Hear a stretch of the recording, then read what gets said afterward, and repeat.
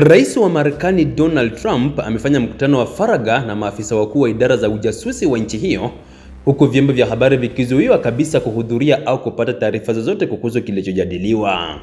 Mkutano huo wa closed door umeibua maswali mengi katika duru za kisiasa na kiusalama, hasa kutokana na mazingira ya mvutano wa kimataifa unaoendelea kati ya Mashariki ya Kati na maeneo mengine nyeti duniani.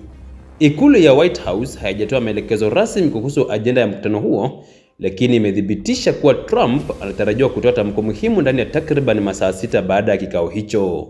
Ukimya huu umeongeza taharuki na matarajio miongoni mwa wachambuzi ambao wanakisia kuwa tangazo hilo linaweza kuhusiana na Iran, masuala ya usalama wa taifa au hatua mpya za kijeshi na kidiplomasia. Historia ya Trump ya kutoa maamuzi makubwa ya ghafla, mara nyingi baada ya mashauriano ya siri na vyombo vya usalama, imefanya tamko linalokuja kutazama kwa makini ndani na nje ya Marekani. Mataifa washirika na wapinzani wa Washington wanafuatilia kwa karibu kuona kama hotuba hiyo itabadilisha mwelekeo wa sera za nchi za Marekani au kuongeza mvutano katika maeneo ambayo tayari yako katika hali tete ya kiusalama.